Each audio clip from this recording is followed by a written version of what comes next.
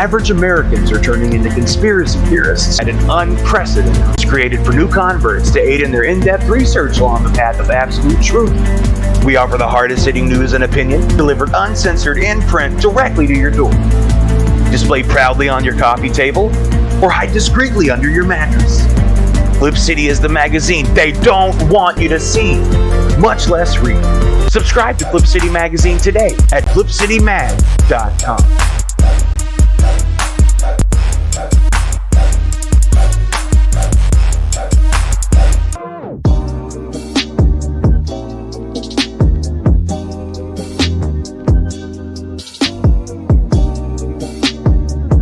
I would remind you that extremism in the defense of liberty is no vice. It is better to settle these matters in the courts than on the streets, and new laws are needed at every level. But law alone cannot make men see right.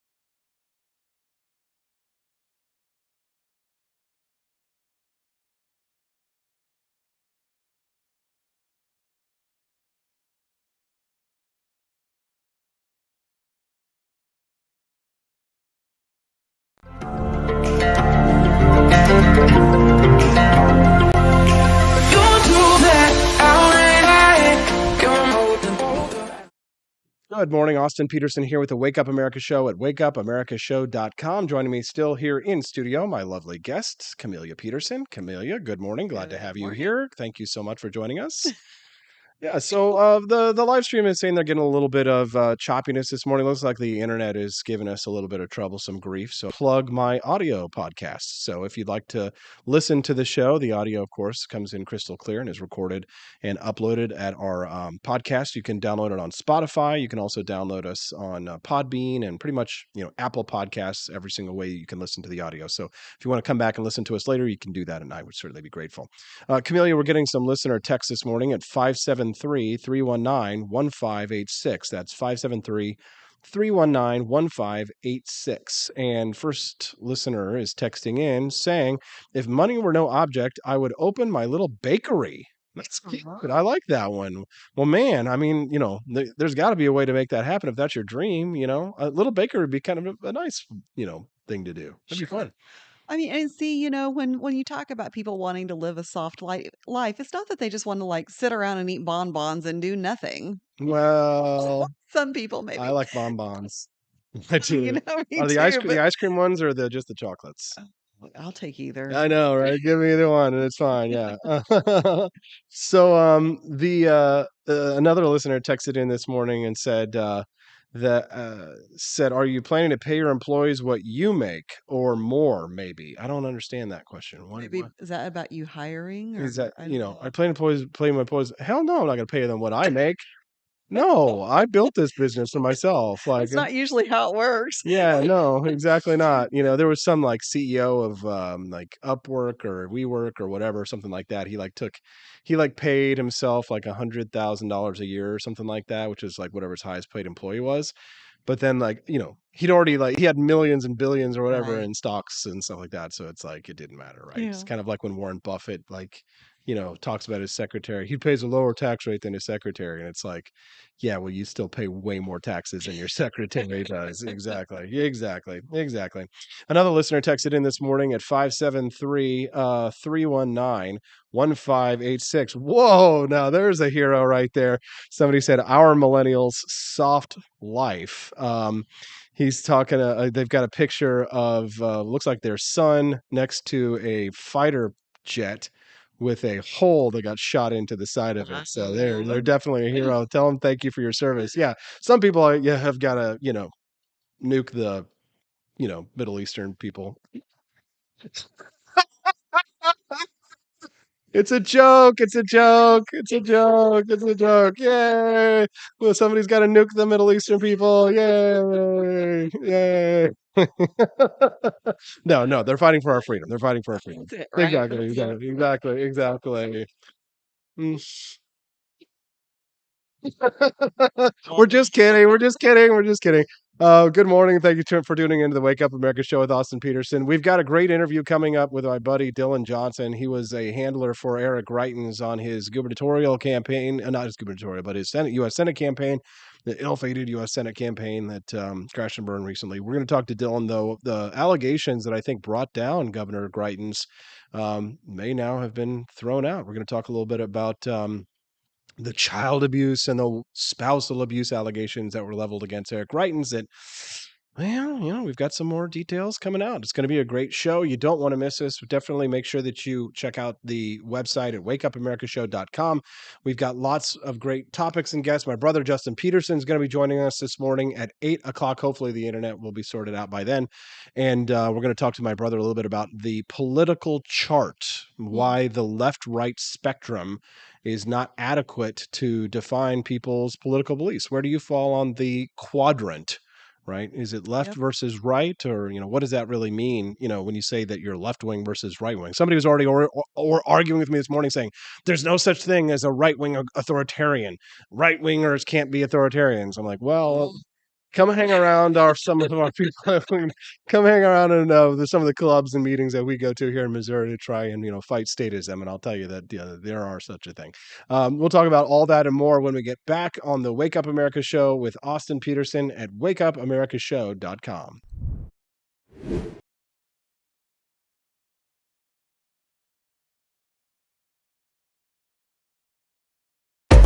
Want an engaging website to boost your business? You're just a click away from 5-star Fiverr talent. Hundreds of freelancer skills like web design. Head to Fiverr.com today and get something started. American conservatism is distinct, like America is distinct from the United Kingdom. American conservatism's roots comes out of the Wild West, out of pioneerism. The difference between American conservatives and European conservatives is that Americans are cowboys. We are that God, guns, gold, and girls. It's wild here. And we should stay that way. We shouldn't allow a European version of conservatism to come and infect us here. We like it wide open spaces here, deep in the heart of Texas and all that.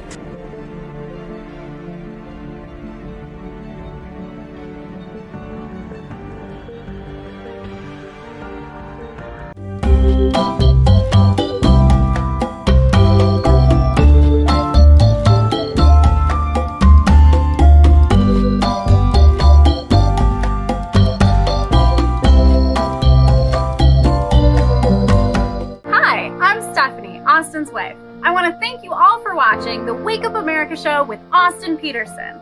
This show has been a huge venture for our family, so we would love it if you could join us.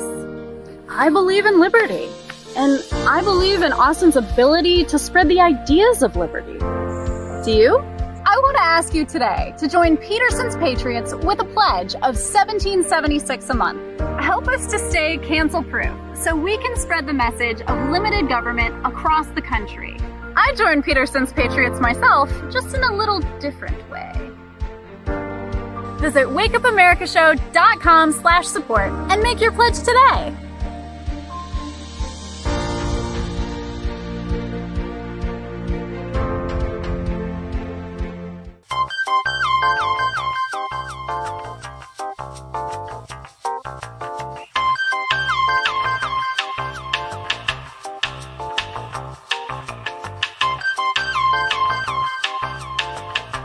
Average Americans are turning into conspiracy theorists at an unprecedented rate.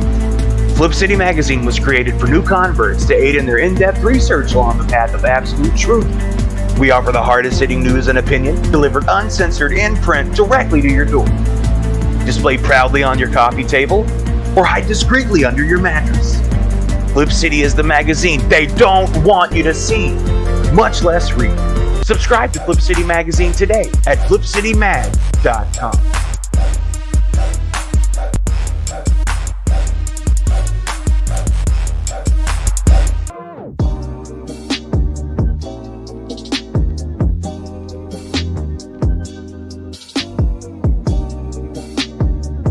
Speaker Pelosi's husband, Paul, made a big investment in chips just before Congress votes on a bill that would give $52 billion in subsidies and tax credits to the chip industry.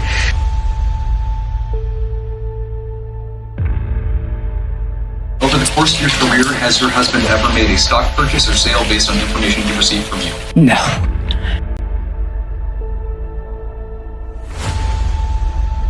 And I believe if you come to our border, you will be turned back. Do not come. Do not come. Have you ever received a royalty payment from a company that you later oversaw money going to that company? You know, I don't know as a fact, but I doubt it. Well, here's the thing is, why don't you let us know?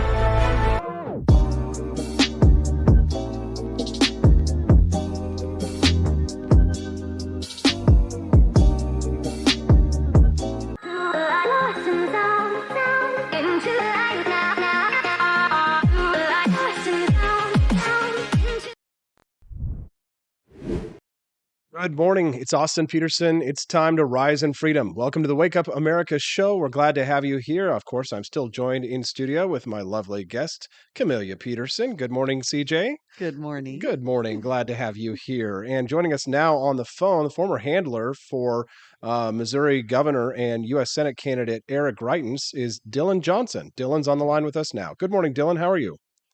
Hey, good morning, Austin. It's great to be on with you. Yeah, glad to have you on the program, Dylan. Boy, you guys ran a really exciting campaign. Eric Greitens crisscrossed in the state looking for opportunity to win the U.S. Senate seat. It didn't work out for you guys this time, but you know, one of the major reasons that was one of the allegations that were, you know, somebody spent millions and millions of dollars trying to demean him with, arguing that former Missouri Governor Eric Greitens abused his wife and his children. And we've got a little bit more information about that these days. Dylan, you want to fill us in? Yeah, absolutely. Well, I mean, to be exact, the number was $10 million, but who's counting? Mm-hmm. No, Austin, you know, look, you've been on the vanguard of this. You've been covering this and kind of with a healthy dose of skepticism, having seen this happen to so many people. I mean, President Trump and Eric Greitens actually already once before. And the bottom line is Eric Greitens has been totally exonerated again.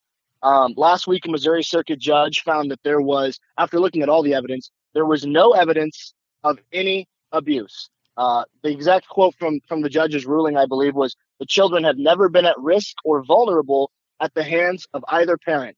And this is important because, like you mentioned, this is the exact kind of filth and these disgusting lies were put into every single mailbox, on every single TV, on every single social media account in Missouri. People were flooded with these lies. And at the end of the day, here you have a Missouri Circuit judge saying there is no merit to these claims. And I just think it's really disgusting because at the heart of the matter here is two little boys. And say what you will about Eric Greitens. I've known him for over 5 years. And there's no doubt he is a fantastic dad. And he is most happy when he's with his boys. And it's really sad to see these political lies be spun like this because it hurts way more than just Eric Greitens' political candidacy. It hurts a family. And I get that. If you're just tuning in, we're speaking to Dylan Johnson. He was the handler for former Missouri Governor Eric Greitens.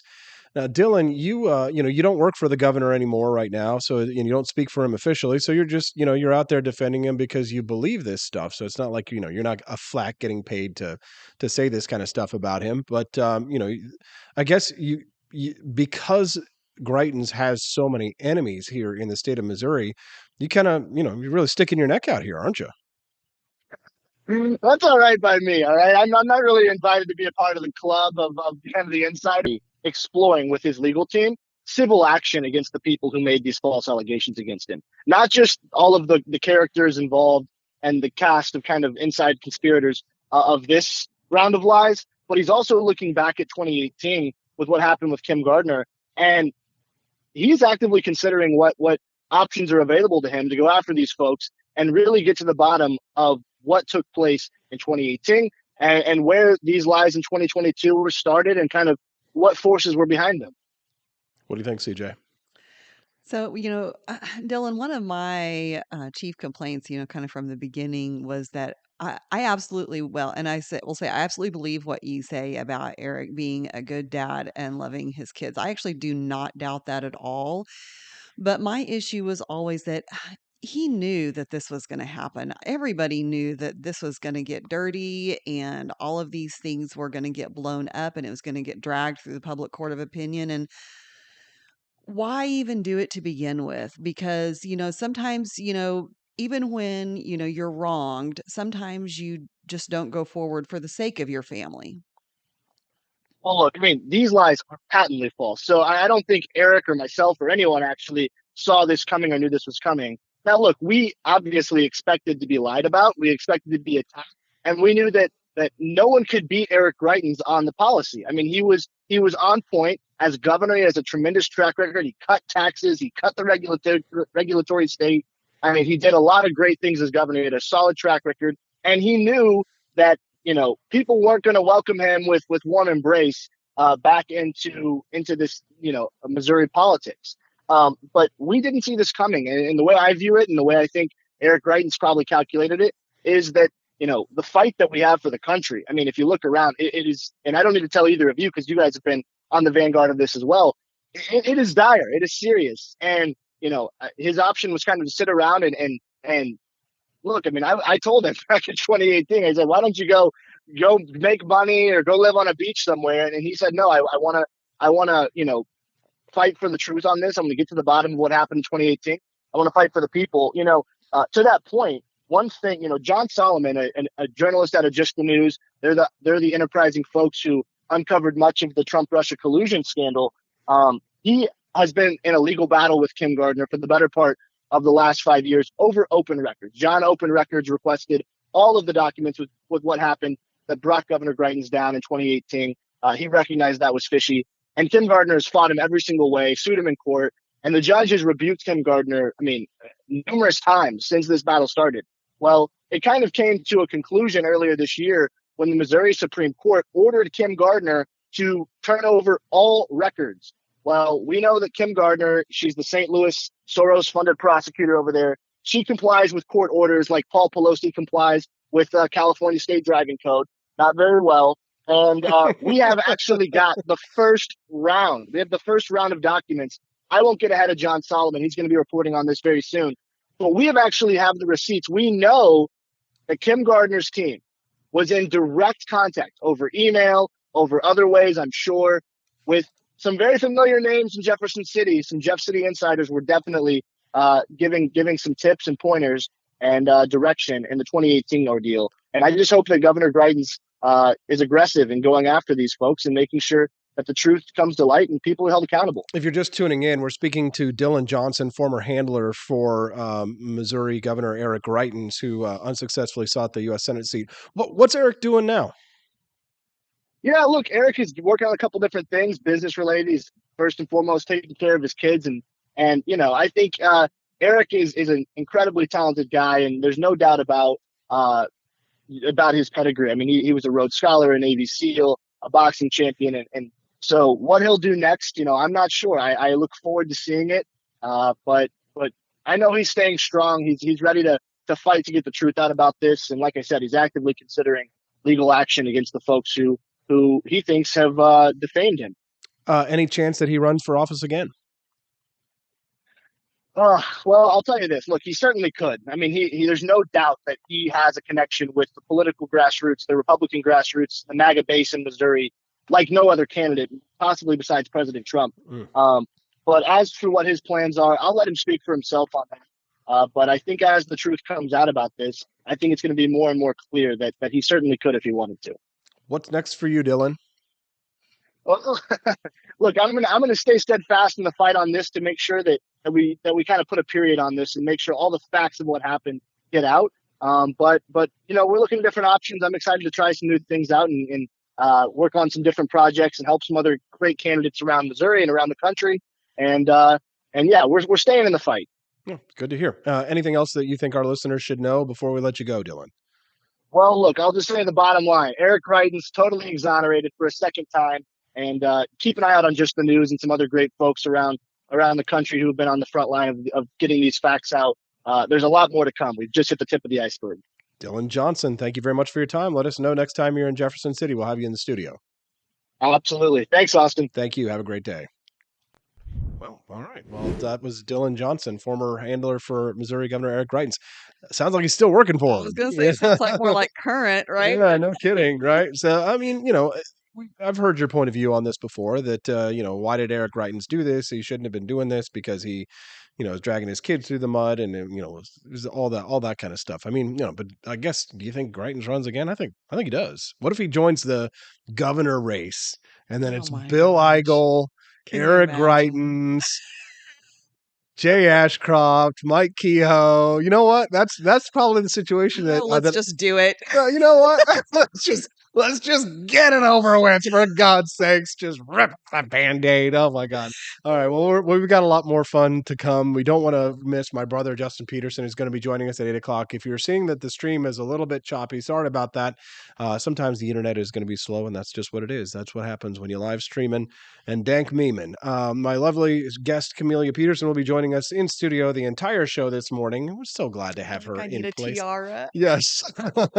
She'll stick around with us. You can always catch the audio later. You can download us on Spotify or on Apple Podcasts or pretty much wherever you get podcasts. You can listen to the Wake Up America Show with Austin Petersen at wakeupAmericaShow.com. I enlisted as a medic to be there to help my patients, and after an injury, I found myself as a patient. I experienced post-traumatic seizures. Depression is a big one that comes along with it, PTSD. So I pursued my PhD in neuroscience and regenerative medicine. The coalition has helped fund my academic pursuits. They genuinely care about helping the vet in whatever way that they can. Through supporting the coalition, you're supporting some of the veterans that have the biggest needs. Visit saluteheroes.org to learn more.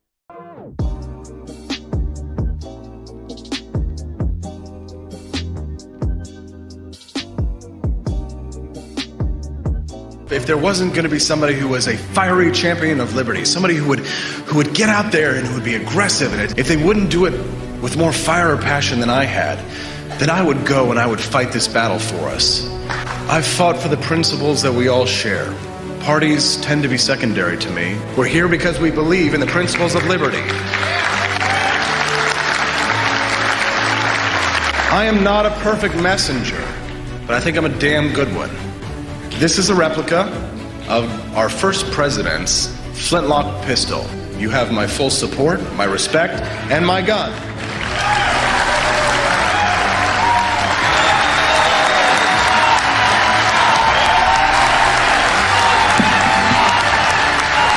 Thank you, Ben.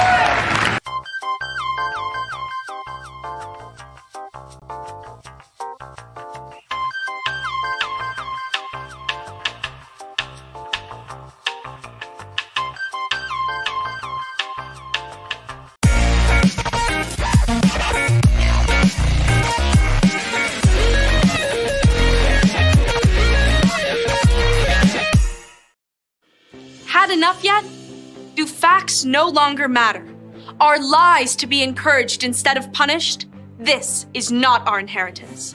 If truth no longer matters, we will not remain free for long. This is our generation's challenge, to defend our founders' hope that we the people could self-govern if we defend our right to get the facts. And right now, we're building the only defense of free people have, The facts on every politician, every position they held, every statement they've made, every vote they've made, and any cash they've taken. It's the real history on those now pandering for your vote. There are hundreds of young people building our defense right now, and they need your help. We all have our passions, but as our ancestors knew, when events become so foul they threaten us all, we must stand and defend each other. Please, have our backs. Join us at votesmart.org.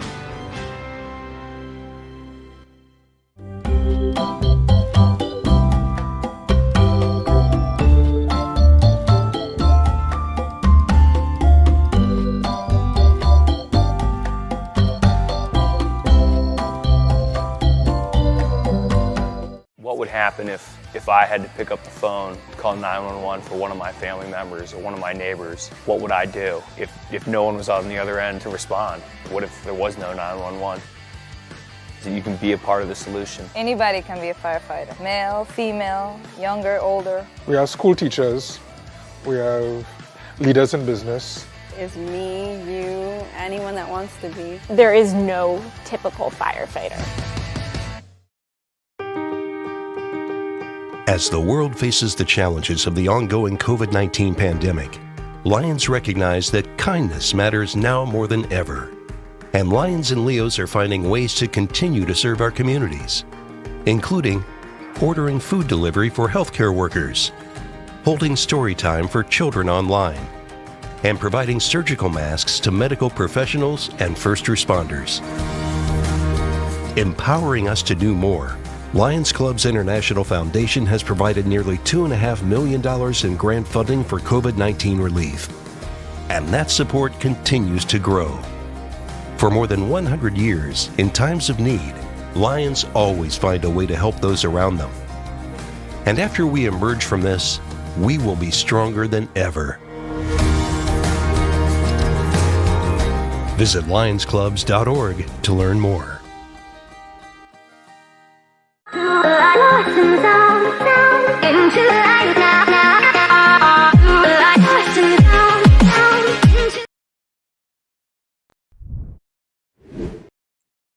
Good morning. I'm Austin Petersen. It's time to rise in freedom. Thanks for tuning in to the Wake Up America show with Austin Petersen, still joined in studio by the lovely Camellia Peterson. How are we today, Camellia? Good morning. As well as, and I haven't really announced this publicly that I've been working on it, but I might as well.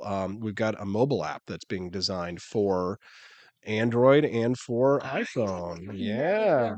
Yeah. So lots of exciting things. Yes. So on the you future. mean for the audio, they'll be able to listen to the audio as it's live? Yeah, just live audio. So they'll be able to just press a button on the app and they'll be able to, give us, give us lots of money through the app as well, through advertising dollars, so that we can hire an employee, of course. And I am still looking for a staffer. I've been speaking to people. Liberty Laura is going to do a little bit of work on the AP for Liberty shop, which if you haven't checked out, you definitely need to. If you become a monthly subscriber to the Wake Up America show, then you get a 20% discount on the shop. And we certainly appreciate Camellia Peterson for becoming one. Thank you, Camellia. We appreciate that. And for those of you who have not subscribed, why not? Go to wakeupAmericaShow.com/support and become a member of Peterson's Patriots at $17.76 a month. And that will also help us to solve technical issues as well. So more money, fewer problems. They say more money, more problems, but in either case, that's the opposite. More money, fewer problems. So help us by becoming a member of Peterson's Patriots. Again, you get a discount of 20% on the AP for Liberty shop, and you get entered into monthly prize drawings as well. And we'd be super grateful for all of that. Okay, so left on the show to discuss, my brother Justin Petersen is going to be joining us live, and a little bit of a surprise. We actually have a little surprise there as well. I don't know if it's going to work. I'm going to be honest. I'm going to just tell the people who are listening right now, who are actually able to get it, even though we're having some internet difficulties, that today my brother is going to be our very first guinea pig live video interview on the show. And we just hope that things don't get screwed up royally. I really hope that the video works because people need to see Justin in person. They do. Yes, to get the full effect. So if you've ever listened to me and my brother talk on the radio, or if you've ever, heard him last week and you want to see what Justin Petersen looks like, the big, beautiful man that he is. You wonder whether or not he's hot.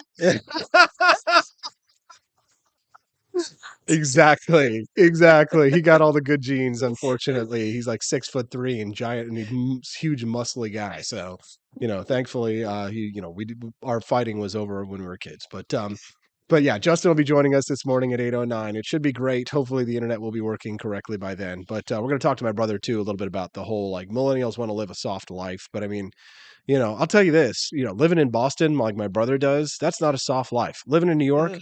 I was just talking to somebody the other day about, would I go back to New York and all that stuff for a job?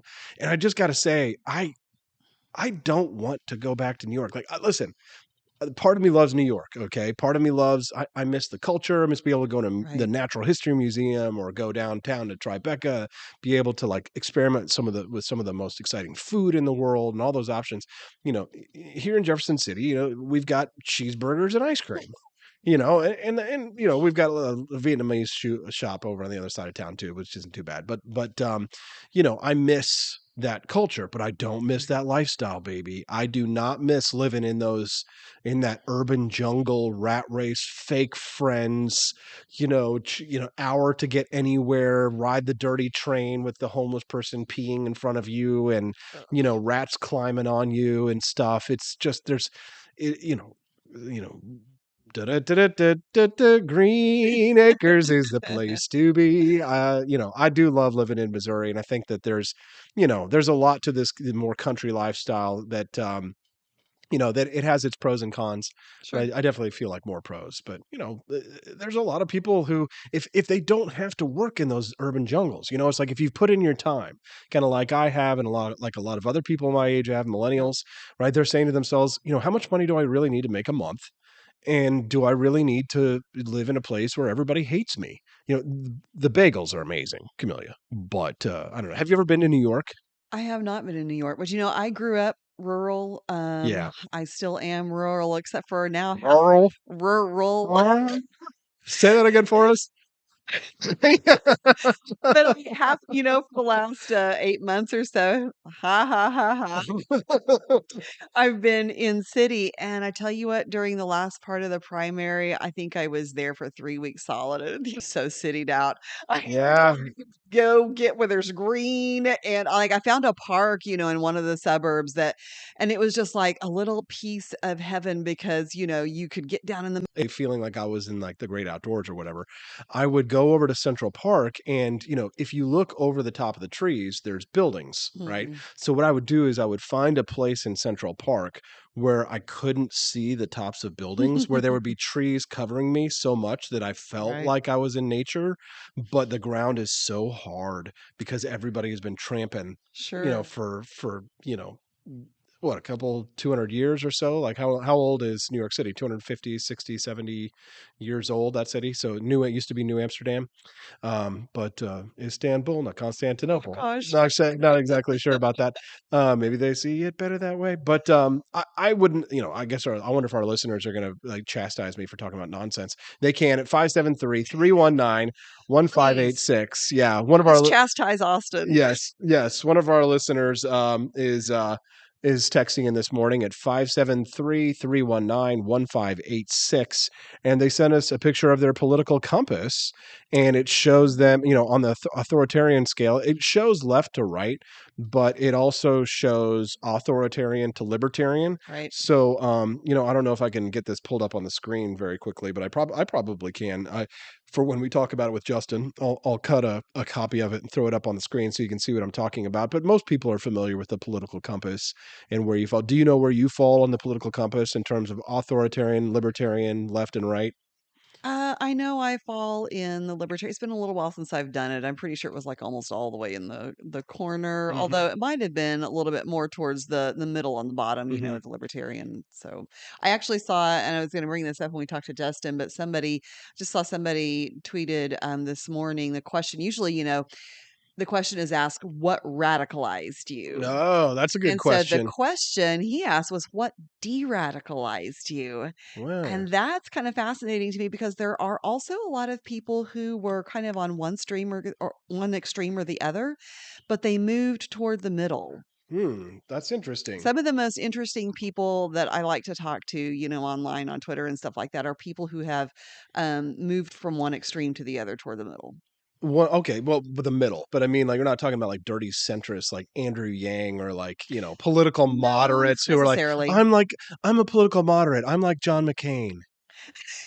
You know what I mean? No, I'm a right. maverick, like John McCain is a maverick. You know what I mean? And it's just like, Well, so it's just really just an excuse for statism and holding hands with Democrats. sure. And I think a lot of people would consider someone who is fiscally conservative, socially liberal to be kind of centrist in a way. No, the problem is that the real majority here in the United States and of the center is that America is a nation that is socialist in practice and conservative in rhetoric. Have you It's heard me true. say this before? Yeah. Yeah, it's true. I remember watching an episode of 30 Rock once with Liz Lemon or whatever. She had a boyfriend and she couldn't figure him out. And he was just like driving her crazy. He was a guy who plays Mayhem in those Allstate commercials or whatever. You can go in and check out the episode. But she's like, what are your, so she's like, she can't figure it out. She's like, what are your political views? And he goes, social conservative, fiscal liberal. And she's like, what? Right. Well, but that's America. That's really where the Republican Party is today, right? Yes. That's populism. If you think about it, Republican populism is fiscal socialism and social conservatism. Mm-hmm. So basically, authoritarian, full authoritarian. But they consider themselves centrists. I mean, think about that. They consider themselves centrists. They are the majority, but fiscally socialist and socially conservative. If you're an activist, some people can be like libertarians where they're socially conservative and they don't force it on others. But these people aren't like that. It's like that crowd of people the other day who were pissed at Ann Wagner. They showed up because she voted for gay marriage or something like that. So so they're like, well, no, we need the government to stop the homos from being, from getting married. They need to sanction our marriage, but they need to exclude them. Yep. We need our sanctum, our holy rights, sanctioned by the government. We need theirs to be completely banned. Right.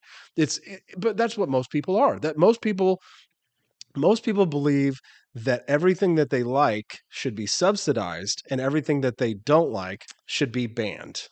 Am I wrong? Nope. No, I'm not wrong. Of course I'm not wrong. Exactly. I think I deserve an applause for that one. Thank you.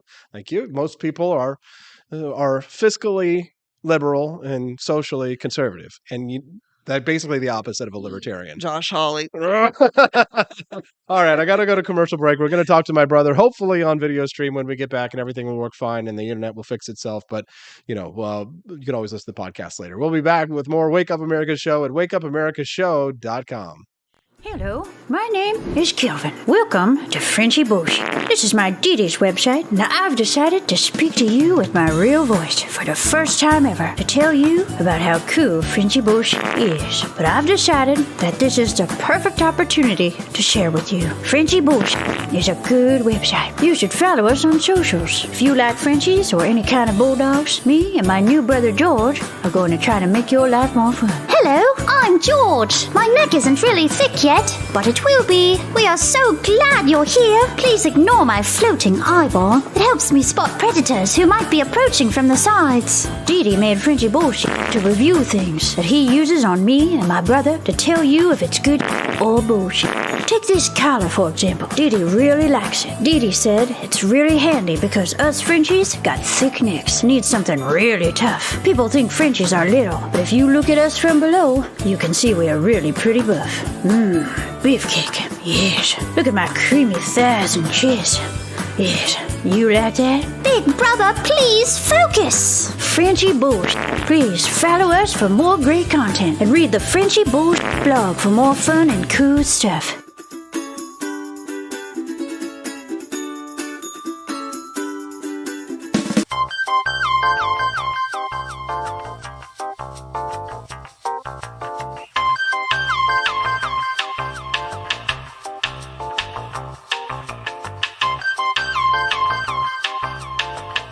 I'm a public defender. I am a public defender. I'm proud to be a public defender. 80% of Americans accused of a crime will get appointed a public defender. Everybody from a speeding ticket to capital murder. For every dollar we spend on public defenders, we spend $3 on prosecutors. Public defenders have to do pretty much everything on their own. Social workers, counselors. Investigating is another piece of it. The average public defender holds 300 cases annually. You never feel like there's enough time. Public defenders have health issues all the time. A lot of people give up and say, I can't do this work anymore. Gideon's Promise trains, mentors, and supports public defenders.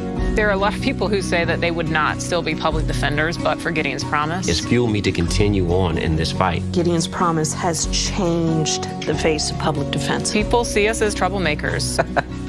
Good trouble only. We don't make it easy. It should not be easy to take away someone's liberty.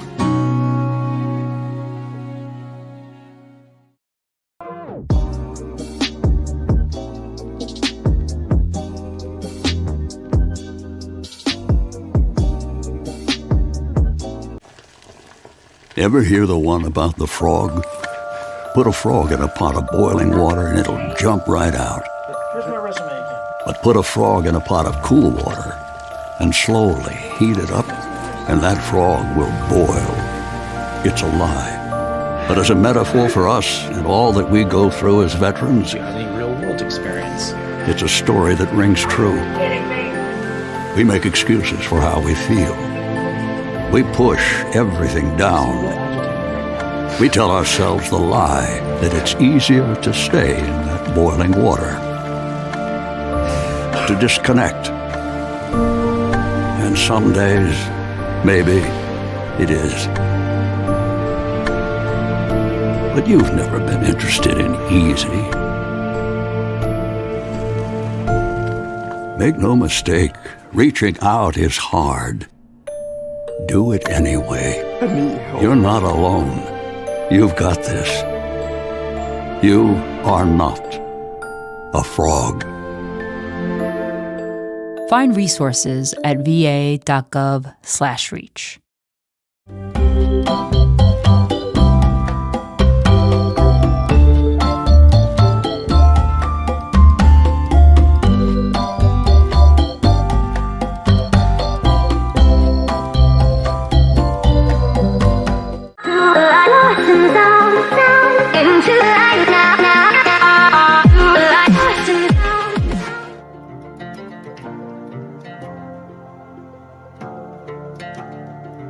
I've got a political news story for you that you might not have heard about yet because mainstream media was too busy covering clickbait and hate porn. The Biden administration this month has asked the Supreme Court to not take up a citizenship case for the people of American Samoa, despite there being a rare moment of agreement among liberal and conservative justices on the court and motivation to take up the legal issue. Here's a little background to make it all make sense. After winning the Spanish-American War, the Supreme Court decided a series of cases known as the Insular Cases, which established that islands annexed by the United States during the war for economic control of the oceans, such as American Samoa, Puerto Rico, the U.S. Virgin Islands, and others, would not have the Constitution's full protection because, as one justice at the time put it, their residents were, quote, alien races, differing from us. Last term, justices at both ends of the court's ideological spectrum criticized those rulings. In fact, conservative Justice Neil Gorsuch went so far as to call the Insular Cases fundamentally flawed and shameful. He said he hoped the court would soon overturn them, citing Fitzei Manu v. United States multiple times, a case regarding citizenship rights for American Samoa, a people who pay taxes and serve in the American military, but cannot vote, serve on juries, or run for state or federal office. Yet the Biden administration does not seem to agree. In recent weeks, the administration has asked the Supreme Court to not take up the case because, as they say, it is up to Congress to decide citizenship matters, as it has done with Puerto Rico, Guam, and other territories. American Samoa's political leadership agrees with the administration, saying that its, quote, unique status contributes to its ability to maintain its traditional cultural practices and distinguishes it from the other 50 states and other territories. The court will likely decide whether to take up Fitzei Manu v. United States during its new term this fall.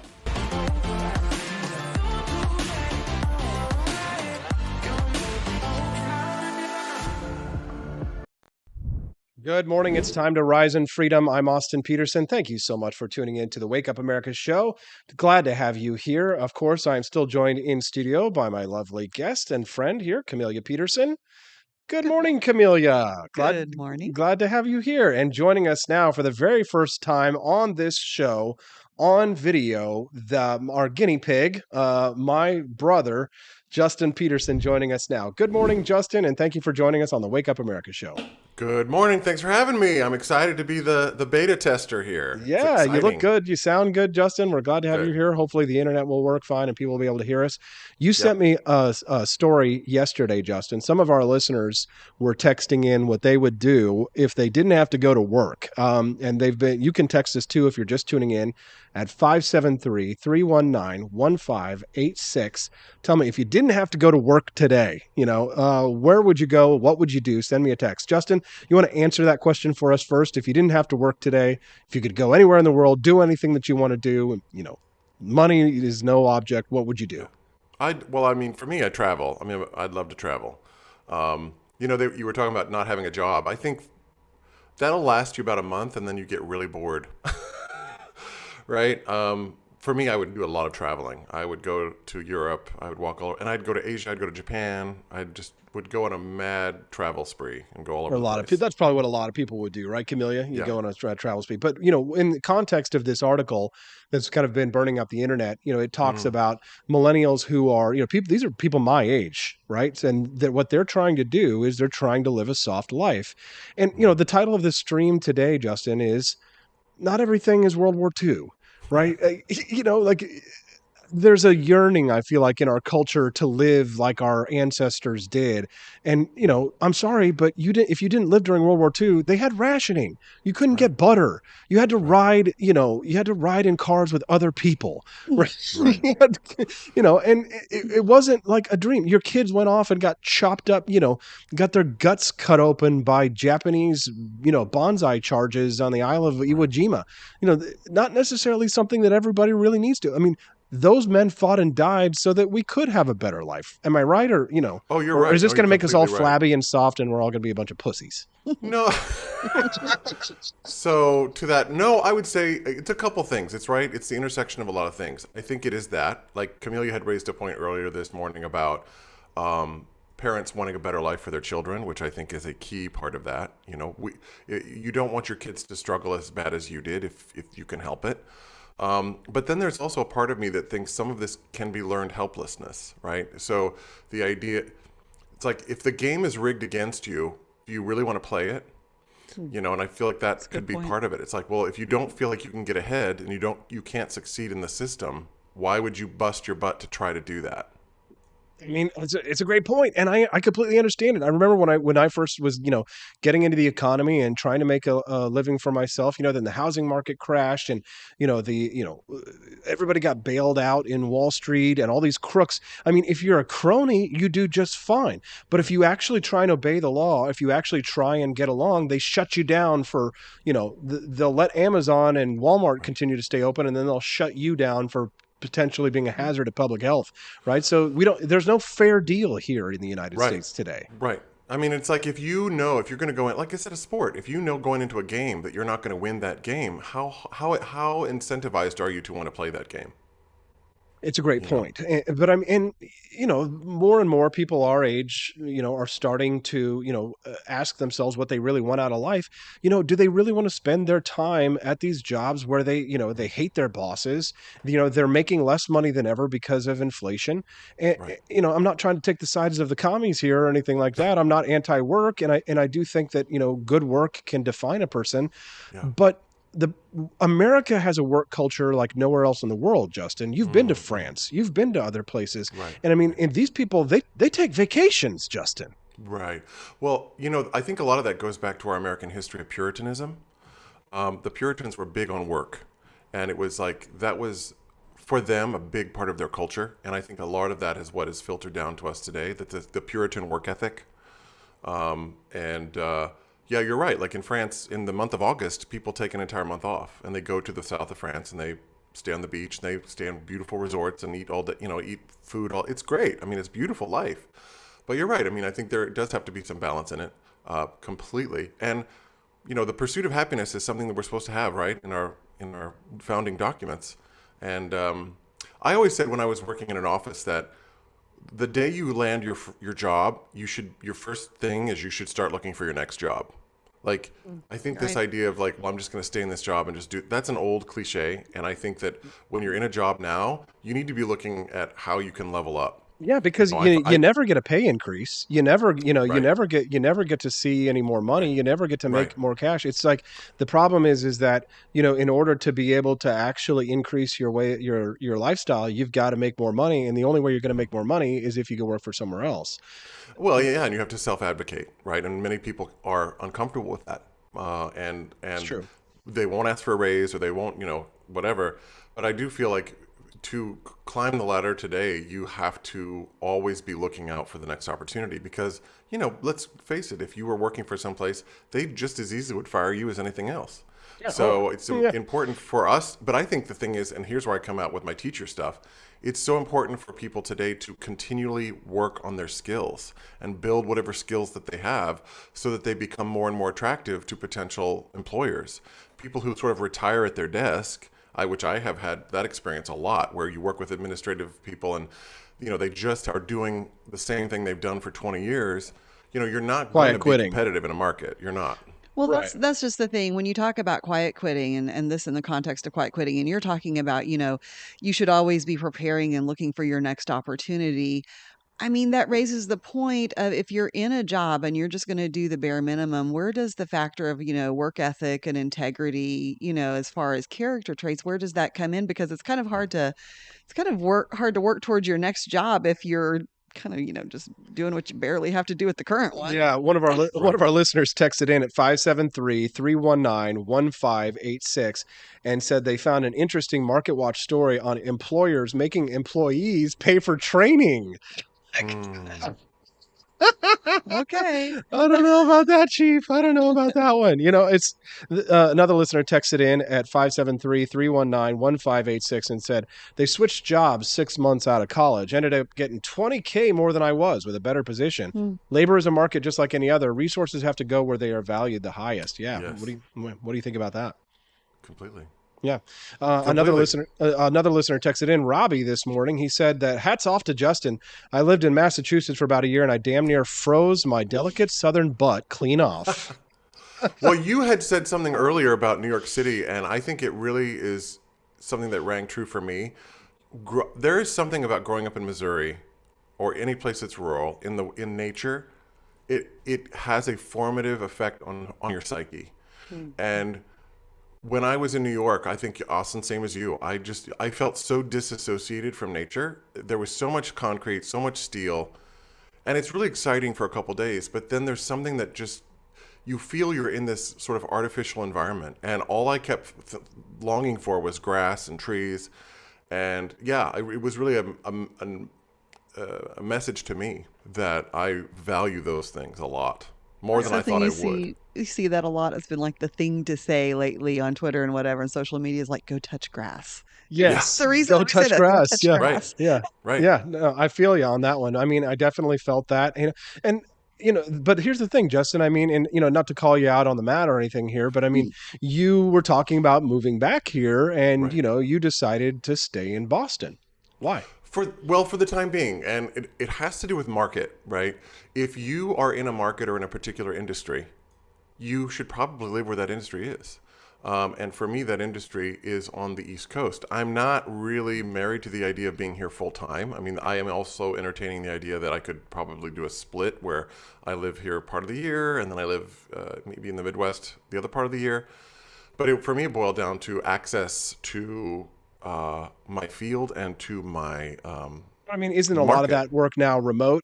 I mean, you can be, right? But I'll tell you right now, it's really hard to if I want to level up in my business, it's very hard to convince a Broadway performer or a New York based vocalist to work with someone on Zoom online that they might go work with in person. Makes sense. Well, it's working fine for me. I've got you on Zoom right now. Justin, I'd like to talk to you a little bit about the political chart and whether or not the old left-right spectrum really is a good way for us to kind of think about politics. Can you stick around with us during the commercial break? All right. My brother, Justin Petersen, is going to stick around with us through the commercial break. And when we get back, we're going to talk to him a little bit about the political. I forgot to play his theme song. My brother... Justin Petersen, Toreador. We'll put my brother's theme song. Yes, we'll be back with more Justin Petersen on the Wake Up America show with Austin Petersen. WakeUpAmericaShow.com. Want an engaging website to boost your business? You're just a click away from 5-star Fiverr talent. Hundreds of freelancer skills like web design. Head to Fiverr.com today and get something started. American conservatism is distinct, like America is distinct from the United Kingdom. American conservatism's roots comes out of the Wild West, out of pioneerism. The difference between American conservatives and European conservatives is that Americans are cowboys. We are that God, guns, gold, and girls. It's wild here. And we should stay that way. We shouldn't allow a European version of conservatism to come and infect us here. We like it wide open spaces here, deep in the heart of Texas and all that.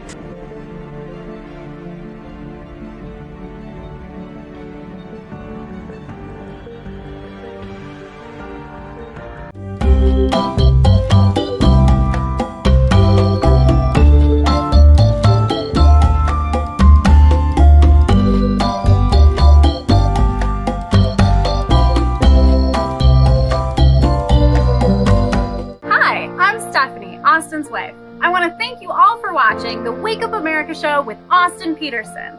This show has been a huge venture for our family, so we would love it if you could join us. I believe in liberty, and I believe in Austin's ability to spread the ideas of liberty. Do you? I want to ask you today to join Peterson's Patriots with a pledge of $17.76 a month. Help us to stay cancel-proof so we can spread the message of limited government across the country.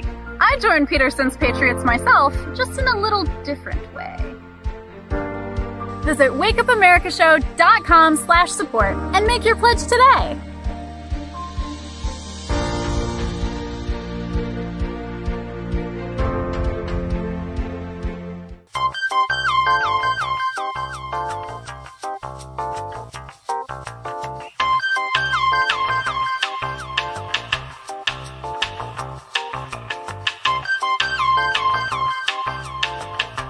Average Americans are turning into conspiracy theorists at an unprecedented rate. Flip City Magazine was created for new converts to aid in their in-depth research along the path of absolute truth. We offer the hardest-hitting news and opinion delivered uncensored in print directly to your door. Display proudly on your coffee table or hide discreetly under your mattress. Flip City is the magazine they don't want you to see, much less read. Subscribe to Flip City Magazine today at flipcitymag.com.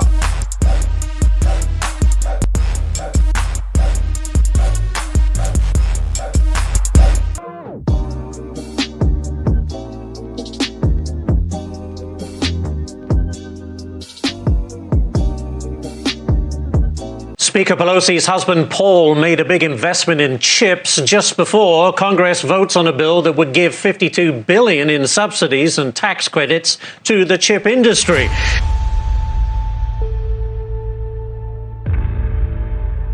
Over the course of your career, has your husband ever made a stock purchase or sale based on information he received from you? No.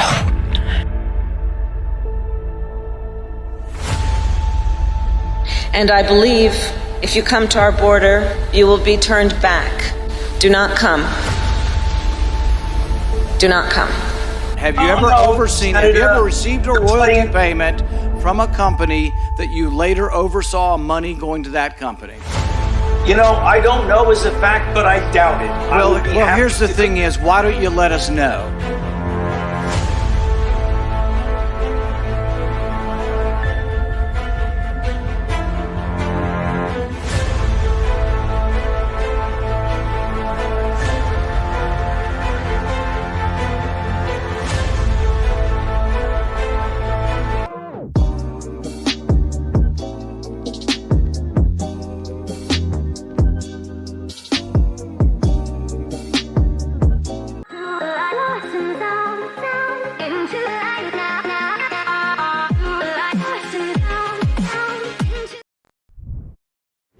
Good morning. It's time to rise in freedom. I'm your host, Austin Petersen of the Wake Up America show. Joining us in studio still, my good friend, the lovely Camellia Peterson. Camellia.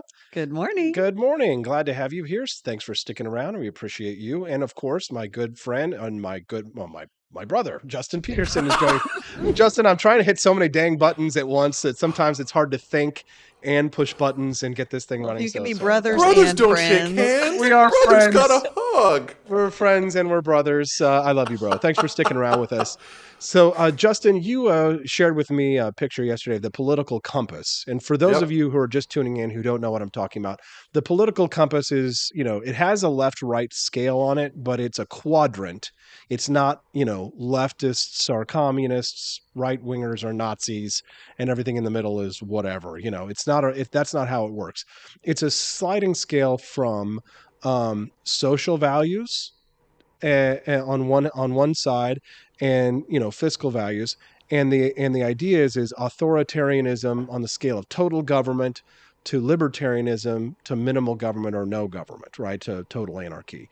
And so in these quadrants, if you're in the top right-hand quadrant, then you're a right-wing authoritarian, hardcore, socially conservative, right-wing. Think, who would you put up there, right? Hitler, right? Or, or on the far left-hand side, in the top left-hand quadrant, you'd have Chairman Mao, right? Or you'd have Joseph Stalin or somebody like that. Stalin was even less of a, hard, authoritarian than even Mao was in some ways.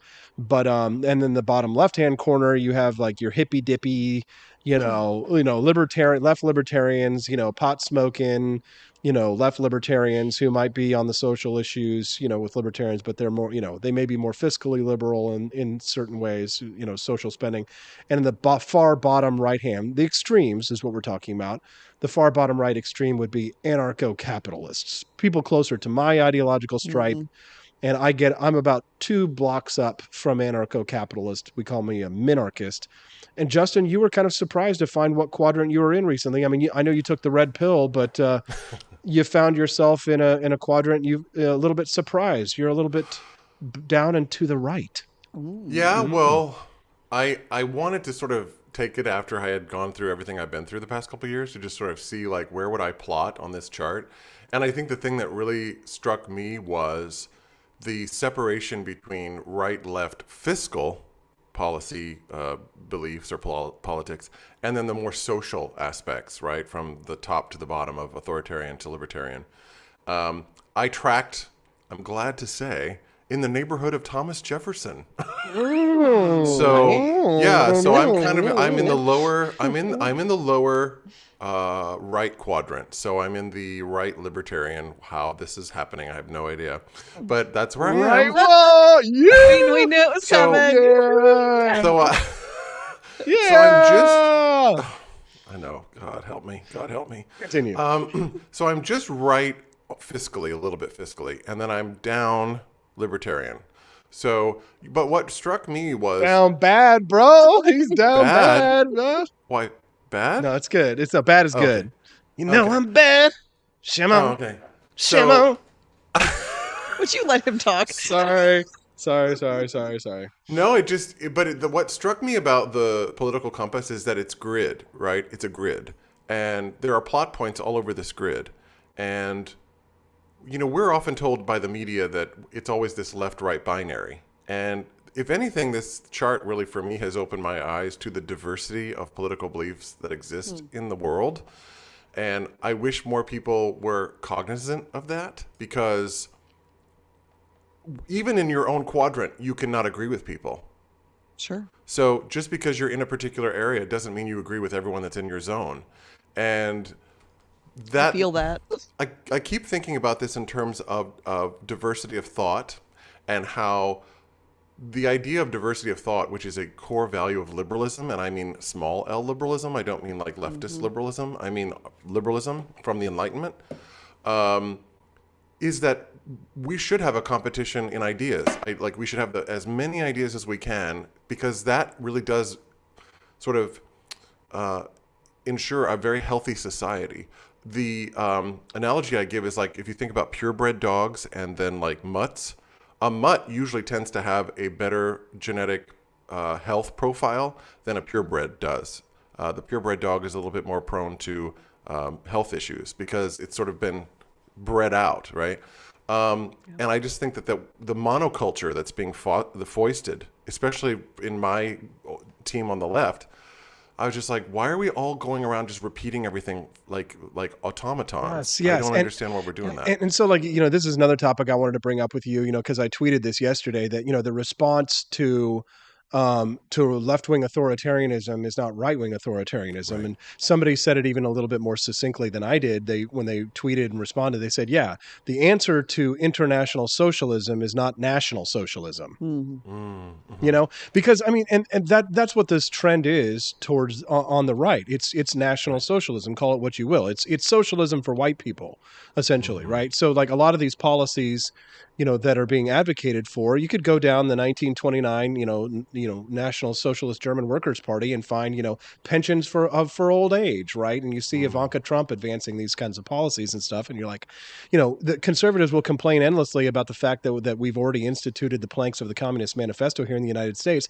Well, the answer to that is not to go and pull from the German, the NSDAP from 1929 and institute it here in the United States either, right? The answer to left-wing authoritarianism is not right-wing authoritarianism. What do you think about this? Send me a text, 573-319-1586. You can text the show this morning at 573-319-1586. Camellia, do you want to add to that at all? No, that's spot on. I mean, some of the, when you talk about not agreeing with everybody, even in your quadrant, that is, how boring would it be to just agree with everybody all the time? I like people who challenge my ideas. That's what makes life interesting is, getting a different perspective, different point of view. Please argue with me. Well, we love to argue, of course, we being libertarians. But, I love a good debate as well, Justin. But, sometimes I do desire peacefulness. I do want the rancor to subside, right? Like, I don't like all of the divisiveness always, right? So that just the mindless partisanship, it's numbing, and it doesn't advance culture, it doesn't advance thinking, philosophy, it doesn't advance art.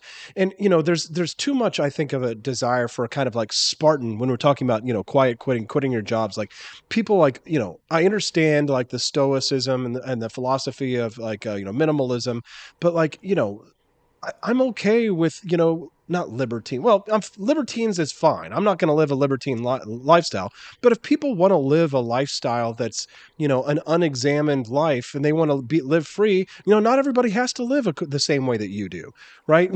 My buddy Milsurp Mike just texted in this morning and he says it's not going to work. If he could, if he wasn't going to work, if the weather's good, he'd shoot milsurps on his land.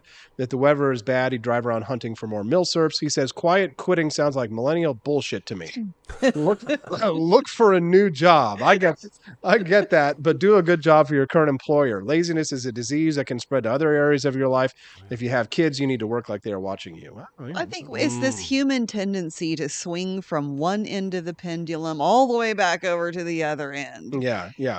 So one of our listeners texted in and said, rancor is not discussion. Good point. And they said, can you show the grid? Yeah, I can show the grid. I'll go ahead and I'll grab a picture of the political quadrant when we go to commercial break. Justin, are you going to be able to stick around with us or do you have to leave?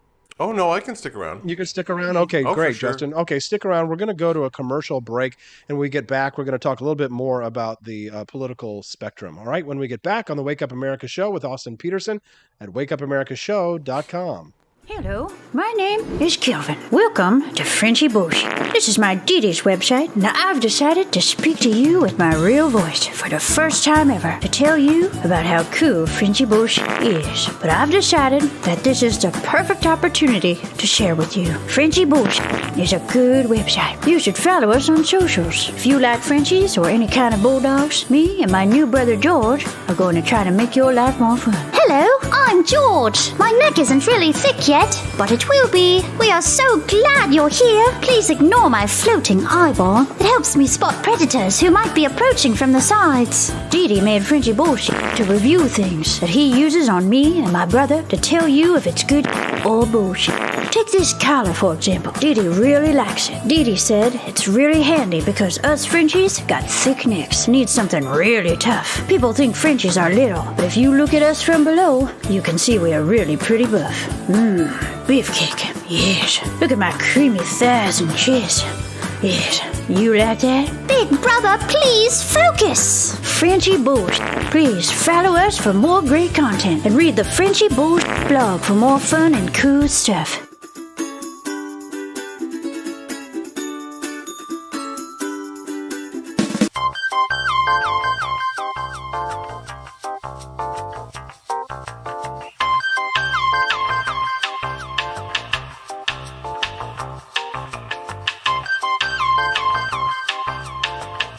I'm a public defender. I am a public defender. I'm proud to be a public defender. 80% of Americans accused of a crime will get appointed a public defender. Everybody from a speeding ticket to capital murder. For every dollar we spend on public defenders, we spend $3 on prosecutors. Public defenders have to do pretty much everything on their own. Social workers, counselors. Investigating is another piece of it. The average public defender holds 300 cases annually. You never feel like there's enough time. Public defenders have health issues all the time. A lot of people give up and say, I can't do this work anymore. Gideon's Promise trains, mentors, and supports public defenders. There are a lot of people who say that they would not still be public defenders, but for Gideon's Promise. It's fueled me to continue on in this fight. Gideon's Promise has changed the face of public defense. People see us as troublemakers. Good trouble only. We don't make it easy. It should not be easy to take away someone's liberty.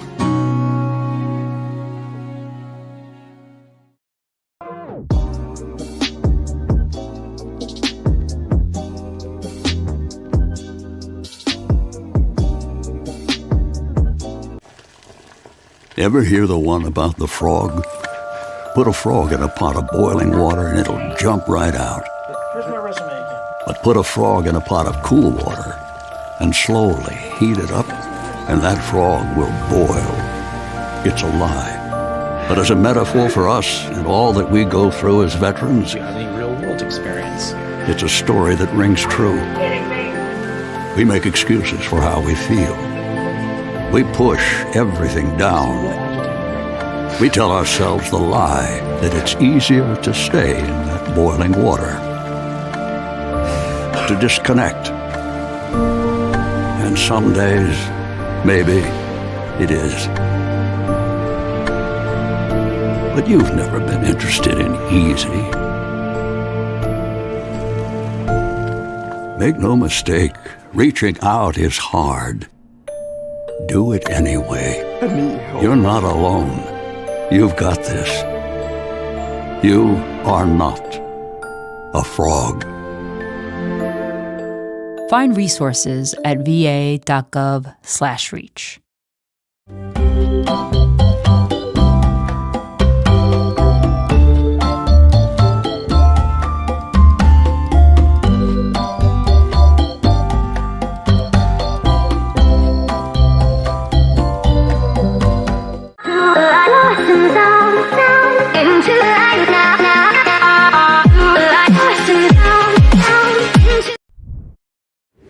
Good morning, Austin Petersen here. It's time to rise in freedom. Thank you for tuning in to the Wake Up America show with Austin Petersen. We are still joined in here in studio with my lovely guest, Camellia Peterson. Good morning, CJ. Happy Tuesday. Happy Tuesday. And of course, my good brother.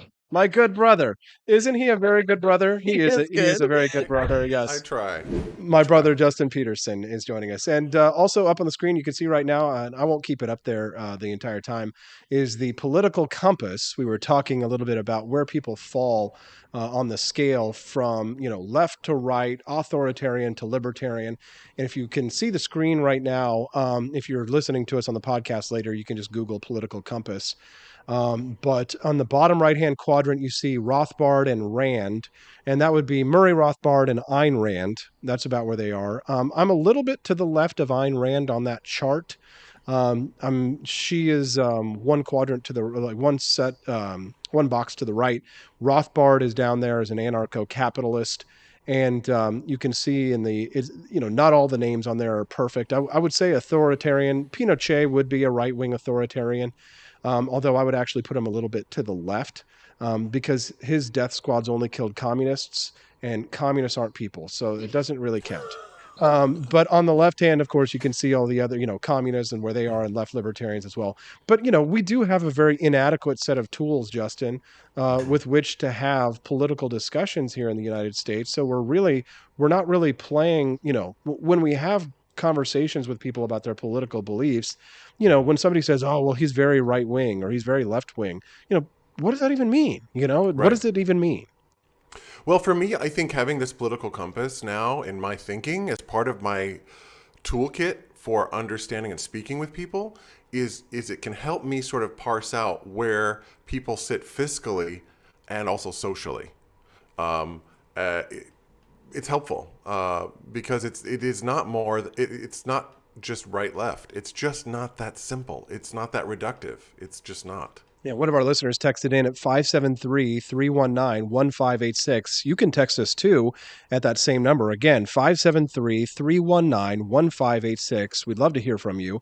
They said, Justin is in Boston for a reason. He can make a huge difference in the liberty movement based out of there. Oh. Another listener texted in, said, the new saying is, you can't win if you don't wield power at all. And there is the excuse for why we should use the government to do things that will help us and make us better, right? And there's an argument for that with CRT, Right. getting even Judge Napolitano on my show the other day, I got him to admit that, yeah, we should not be allowing them to teach communism to kids in grade school and teaching, 5-year-olds about, how to, suck a pee-pee and Oh, Jesus. all that kind of But stuff. can I also tell you something else, Austin, that I have been talking with friends about? Yeah, go ahead. In the same way that I don't want those things, don't hate, but I also don't want creationism taught in schools either. Yeah, I mean, right? Unless it's a private school. It goes right? both ways. It goes both ways. Yeah, I just want consistency. I want ethical consistency. I mean, talk about panacea, but I just want people. I want things to be fair on both sides. Oi, Gewalt. I mean, consistency, I think is, it's a double-edged sword for me, Justin. I'll tell you this, because when I first got into politics with Ron Paul, the thing that I really admired about Ron Paul was his consistency, consistent. And then then I looked at Bernie Sanders and he's consistent. Well, you can be consistently wrong. Sure. And I'll tell you this, one of the things that I was reading, I think it was Ralph Waldo Emerson. I can't remember who wrote this, but he talked about on self-reliance. Yes. And in it, he talked about a foolish consistency is the hobgoblin of simple minds. Yes. It is the tool of little philosophers and, little statesmen divine, right? With consistency, a great mind has nothing to do, right? They say, oh, well, they'll say you're sure to be misunderstood, right? Well, is it so bad then to be misunderstood, right? Jesus was misunderstood. Pythagoras was misunderstood. Galileo. Copernicus, and every great and pure soul that ever existed was misunderstood. Say what you believe today in hard words today, though it may contradict everything that you believe tomorrow. This is I'm bastardizing him right here, but but what you're talking about is also to the fundamental discord between Alexander Hamilton and Aaron Burr, right? Because Alexander Hamilton said everything he thought, and that kind of got him into trouble quite a few times. But Aaron Burr was very, enigmatic. You oftentimes didn't know what he thought, and Hamilton actually used that against Burr in campaigning. It's like, how can you trust a guy that won't even take sides or won't tell what he really thinks? So what you're saying is describing kind of Aaron Burr, right? You got to stay what you stand for so people know where you are. Yeah, yes and no. I mean, I think probably that hurt me in some ways if you're running for office. I mean, there's also a place for the prince, for Machiavelli, and neoconservatives who are not, my political cousins, my libertarians are like cousins to neoconservatives. But the thing that sets neoconservatives apart from libertarians is they believe in the noble lie. And, if you've never run for office, I'll tell you this.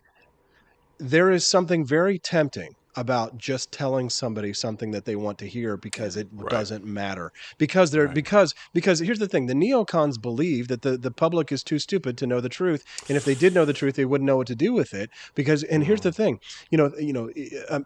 there's this sort of Damocles, right? When you have responsibility and power over your head. I'll use a stupid example for one time when I campaigned. One guy came up to me and asked if I would outlaw Islam as a cult, right? And I said to him, the truth was, I blurted out the truth of what I really believe, which is the U.S. Constitution would not grant a U.S. senator the authority to do that because it would be a violation of the First Amendment. Congress shall write no law, so therefore I would not have that constitutional authority.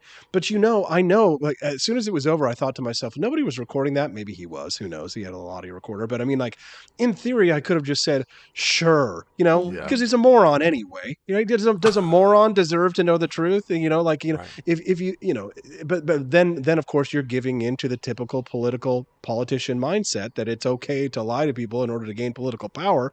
But right. This is a quandary. This is a real quandary. And neocons make a point. That sure. the noble lie came, I believe, from Plato. This is like ancient philosophy and stuff like that. The noble lie goes all the way back to ancient Greece.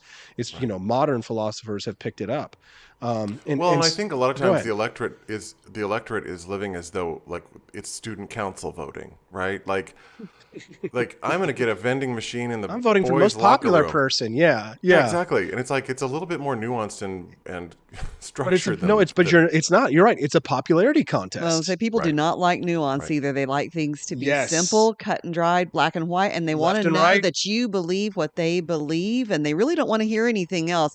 I mean, really, this says more about the people than it does the politicians, because politicians are just saying what people want to hear. There you go. And that's what I say a lot of times too. I'm like, it's not a problem with the politicians. The politicians aren't some elite class of lizard people with special powers. They are being voted out of these. They are being voted out of these districts and going to Washington D.C. and they are representatives of these districts. If you've got a problem with a politician from another district, you've got a problem with the people in the district, because I guarantee you that person, to a certain extent, and I know a lot of politicians that vote the way that their constituents think they vote rather than the way that they feel. And so there is another pull, and there is another bit of pressure that is put on the politician. Do you go to Washington D.C. and do you do what your constituents want to do, or do you follow Edmund Burke's advice? Right, he was a conservative member of Parliament in the 1700s, and his argument was that your representative owes you not only his industry but his good judgment, right. And he sacrifices. He's instead of serving you, he is betraying you if he does not exercise his good judgment. So what do you do in that situation? Right. Sword of power, sword of Damocles over your head. You're the king. You've got to make the decisions. Do you do as what your people elected you to do because of what they believe, or do you, because you're the insider and you have the insider knowledge on this, do you vote for something like, perfect example in Missouri, right to work? Right. People voted against it. It's stupid. We need right to work in Missouri, right? It's dumb. But because of, unionization and because of Missouri being a blue collar state, people voted against right to work because they thought it wasn't in their best interests. It is in their best interest, but they don't think it is. Well, and it's one of those you can't win for losing scenarios. Mm-hmm. I mean, we still have areas, Missouri, especially closer to the cities, where we have candidates who are running in conservative candidates who are running in a district where that's one of the issues they just don't talk about, because even with the Republicans, that's their the third rail. It's a big thing, right? Yeah. What do you think, Justin? Oh no, I think that's right. I think I come back to Socrates. Talk about classical education. There we go. We're all about classics today. Socrates did not think that democracy was a great system, because democracy can quickly devolve into demagoguery, right? Mm-hmm. But one of the things about democracy, that if you are in a democracy, that is required is an educated electorate. Right. For democracy to work, the people in that democracy need to be well-schooled, educated, know what's going on, plugged in, and how can that be possible in the media age? And that's why we are not a democracy, right? We are a representative republic, because because even the founding fathers, they created the Electoral College because they knew that your average Joe, should not be able to vote for president. People think that when they go to the ballot box in the presidential election years that they're actually voting for president. They're not. But they think they are, but they're not. And that's a good thing. We need the Electoral College. And the left is trying to destroy it right now because they know that the great masses of people, if they are given democratic control, are going to centralize power and authority in the hands of the state. And they want to be the Hugo Chavez's and live in the mansion in Venezuela while the rest of us starve on the outskirts in a shanty town. Well, it also strikes me as very odd, because these ideas are also coming from people who want to talk about marginalized groups, right, and minorities.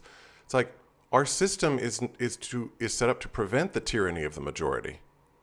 So when you want to, dispose of systems that can, like you said, coalesce power, you're going to hurt the people that you say that you're trying to advocate for. So I don't understand that thinking at all. Well, but they don't see, it's like real communism has not been tried. That's their mindset. Right. Camellia, I'm going to give you the last word here. And then Justin, do you have to go, or do you have can you do the last segment with us? I mean, I'm here for the Okay. long haul, whatever. All right. So stick around with Justin. Camellia, make your point. No, I was just going to say that, when people talk about the representatives are not doing the will of the people. Mm-hmm. Okay, so that's why we need, to put all of this stuff on the ballot to go into the Constitution. But there's a good argument for not doing the will of the people all the time because they're not always educated on the issue. Beautiful. So pass a gas tax, right?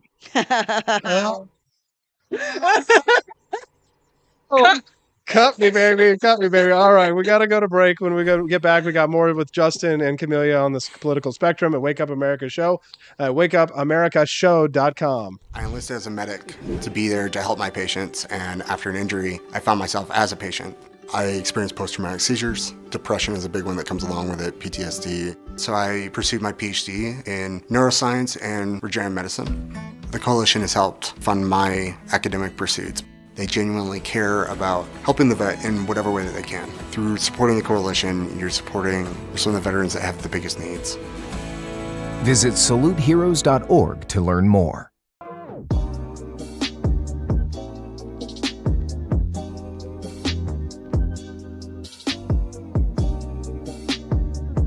If there wasn't going to be somebody who was a fiery champion of liberty, somebody who would get out there and who would be aggressive, and if they wouldn't do it with more fire or passion than I had, then I would go and I would fight this battle for us. I've fought for the principles that we all share. Parties tend to be secondary to me. We're here because we believe in the principles of liberty. I am not a perfect messenger, but I think I'm a damn good one. This is a replica of our first president's flintlock pistol. You have my full support, my respect, and my gun.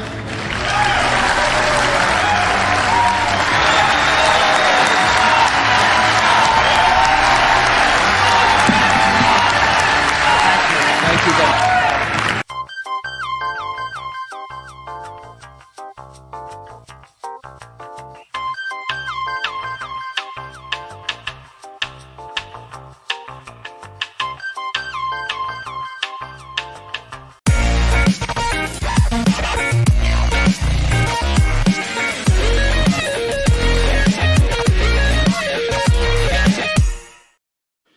Had enough yet? Do facts no longer matter? Are lies to be encouraged instead of punished? This is not our inheritance. If truth no longer matters, we will not remain free for long. This is our generation's challenge, to defend our founders' hope that we the people could self-govern if we defend our right to get the facts. And right now, we're building the only defense of free people have, the facts, on every politician, every position they held, every statement they've made, every vote they've made, and any cash they've taken. It's the real history on those now pandering for your vote. There are hundreds of young people building our defense right now, and they need your help. We all have our passions, but as our ancestors knew, when events become so foul they threaten us all, we must stand and defend each other. Please, have our backs. Join us at votesmart.org.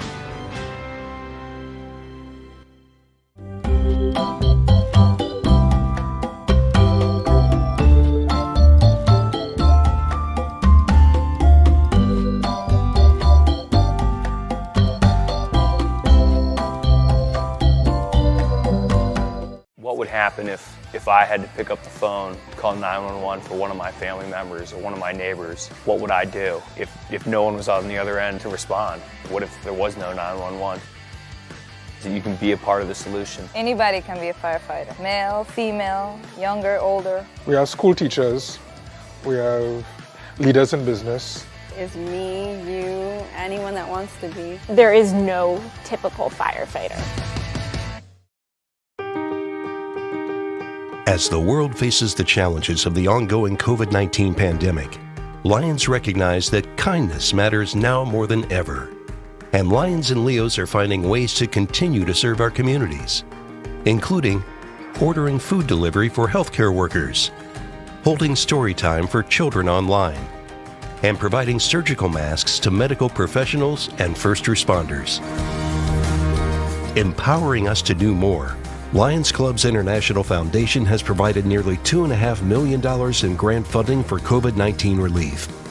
And that support continues to grow. For more than 100 years, in times of need, Lions always find a way to help those around them. And after we emerge from this, we will be stronger than ever. Visit lionsclubs.org to learn more.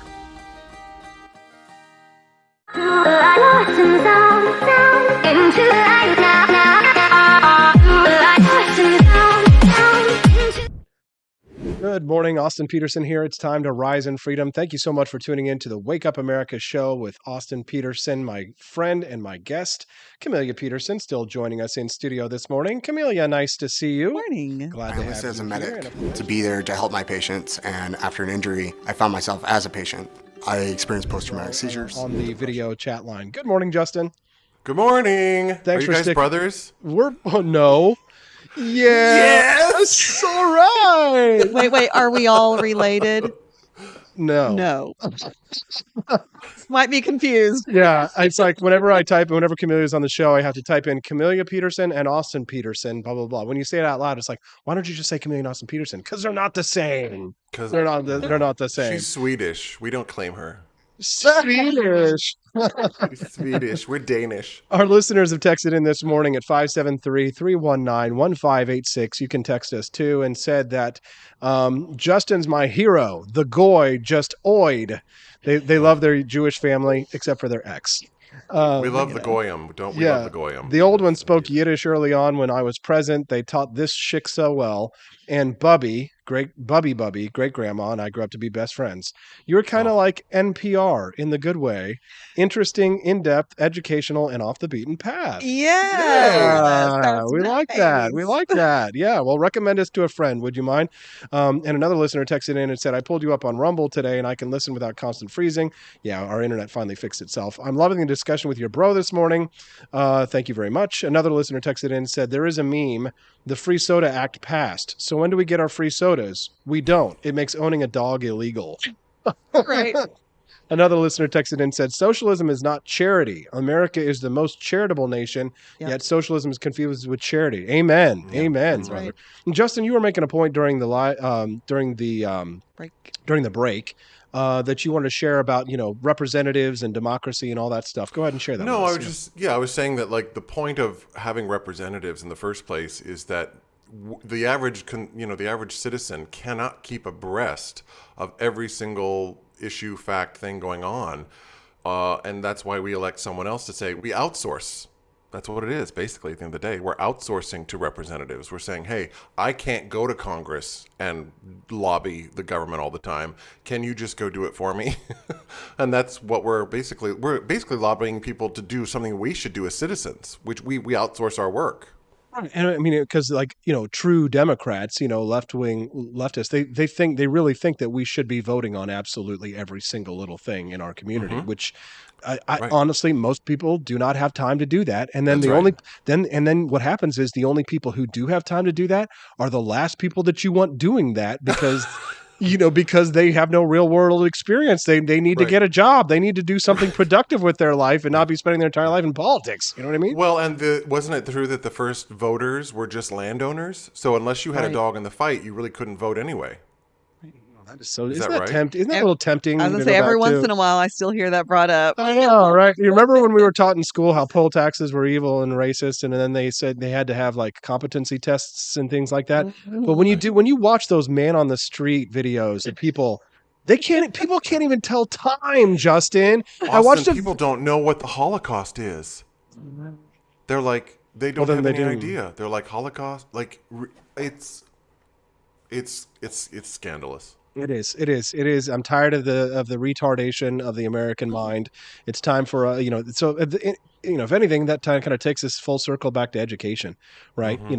Why it is so important and such a hot issue right now about the privatization of education and moving towards, vouchers and things like that. There's a lot of resistance to that, even amongst the right. Yeah. But we have to break the state's stranglehold on the minds of young people, Justin. And the idea of giving someone the tools, which is to me what education is. What does the word education mean? Educare, to bring someone out of something.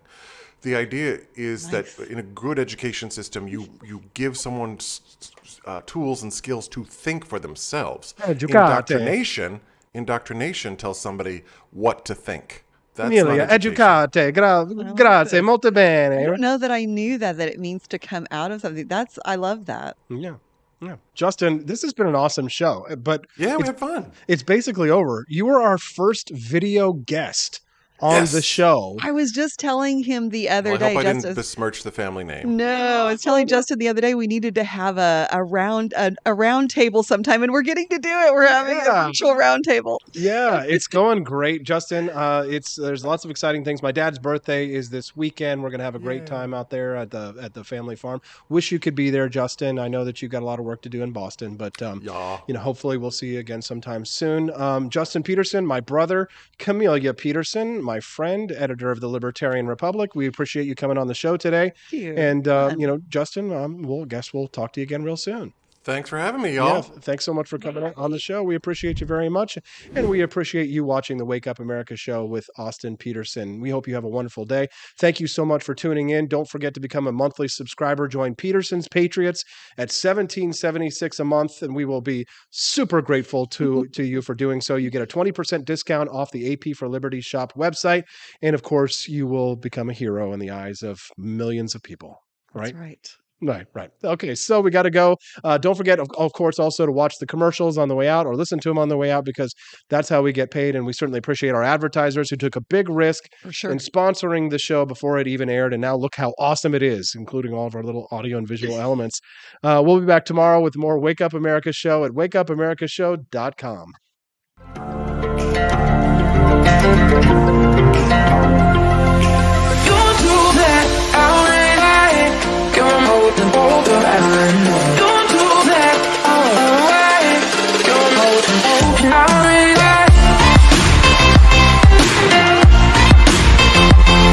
It's morning again in America. Our country is prouder and stronger and better.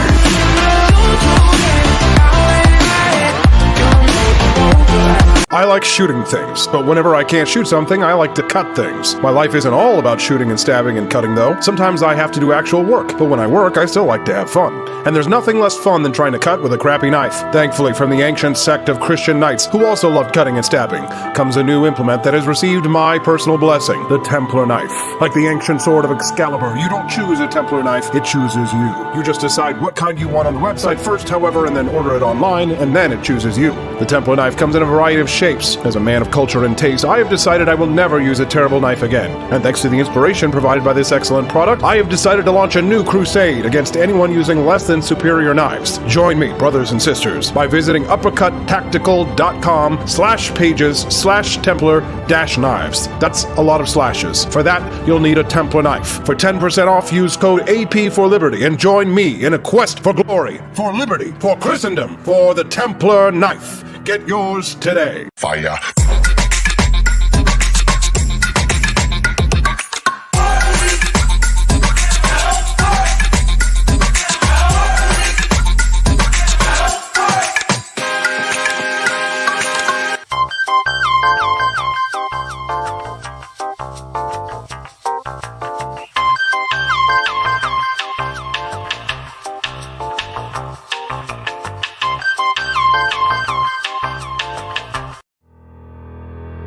Your printing company stinks. They charge you too much money and they don't love America enough. We've got the solution. Patriot Printing USA. Whether you're running for office, saving souls, or just need business cards that will get you the new job you've been looking for, Patriot Printing USA has got you covered with the best prices around. Palm cards, brochures, bumper stickers, door hangers, you name it, we've got it. PatriotPrintingUSA.com. That's PatriotPrintingUSA.com.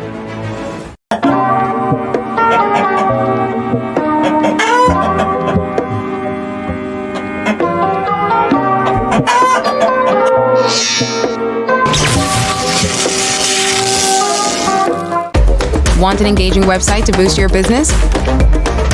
You're just a click away from 5-star Fiverr talent. Hundreds of freelancer skills like web design. Head to Fiverr.com today and get something started.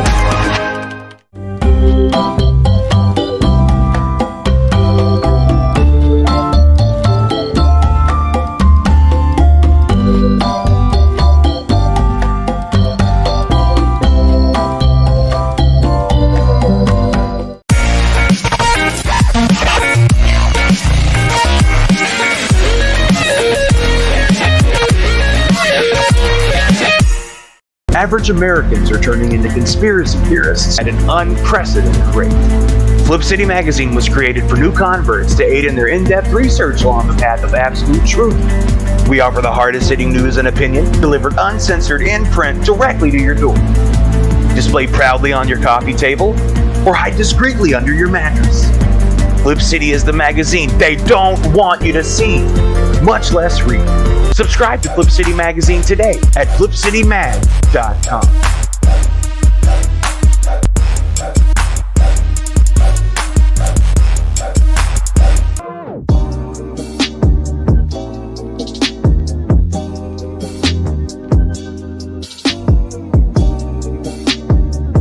I would remind you that extremism in the defense of liberty is no vice. It is better to settle these matters in the courts than on the streets, and new laws are needed at every level. But law alone cannot make men see right.